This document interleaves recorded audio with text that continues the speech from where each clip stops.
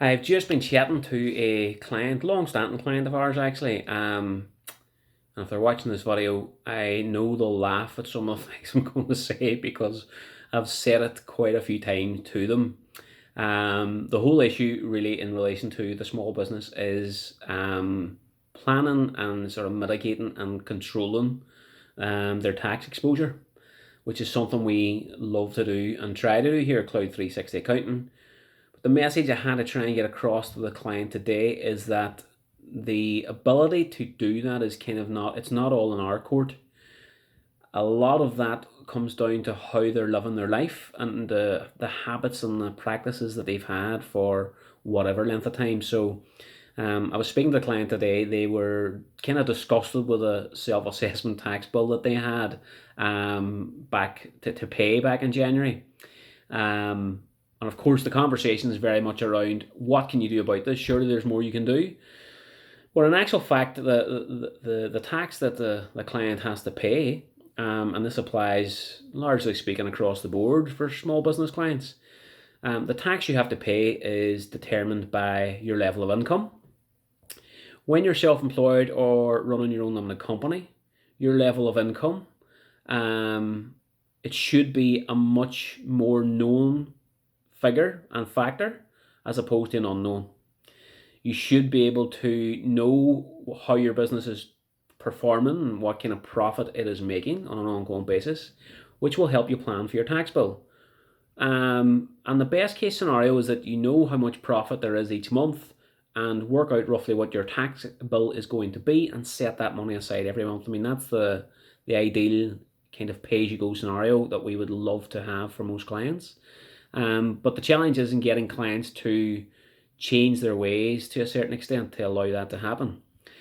So when I think about this particular client, it's a limited company, and for many years we have been shouting about the fact that they don't take one payment from the account every month for their own personal living costs. In actual fact, we've been saying to them, let's structure it so that you take some salary and some dividends. But lo and behold, they have been going and doing some shopping, they've been buying other things, there's been some personal insurances and lots of things that have gone through the company account that just shouldn't have been there. And today's conversation was a very honest conversation and almost being cruel to be kind. I really wasn't that cruel, to be fair. I was trying to gently walk them through the process. And in fact, the client's wife was there, and I like to have her there because she backs up what I'm saying. And in actual fact, she said today, I think you told us this several times before, have you not? And I says, yes, I have, and I need this to be implemented.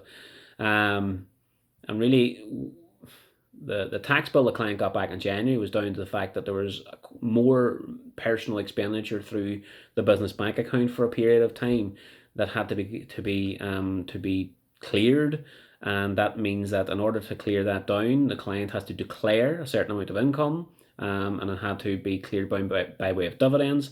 But this is all retrospective tax planning, folks. It's not a good way to work, and in actual fact, what we've done with the client today is try to start them the process of their own personal budgeting. Um, Business is all about making your own life better in some kind of way. It might be financially, it might be from a life work balance perspective, but it's all about trying to give you the life that you want.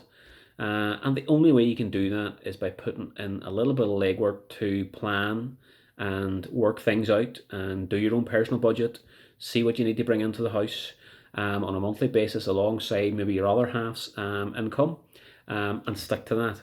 And if you want to increase that because your business is doing better, then you need to be setting a bit more aside for the tax man as well. So we've started the process now with this client, and fingers crossed it'll work in terms of the client committing today to do that. The message I wanted to get across to anybody who's a small business owner out there and company directors, your tax is down to the level of income you have.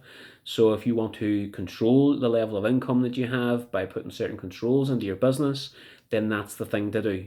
It's not what the accountant is or isn't doing. It's not because HMRC have all these crazy tax rates. It's all down to what you can do to control it. So there are certain things you should and can be doing. If anybody wanted to explore that in any more detail with ourselves, then we'd be more than happy to have a chat. We'd have a look at where your business is now. We'd have a look at your personal goals and aspirations. We would certainly have a look at your personal budgeting and finance, and give you an idea as to the level of income that you need to be earning to keep the lifestyle that you want, how much tax that's going to involve from a personal perspective. And then we take a step further and see how we can get your business to improve, to make things a bit more comfortable for you at the back end of it. So I hope that's been useful, some tips and advice there. And again, if anybody wants to message me, please feel free to do so.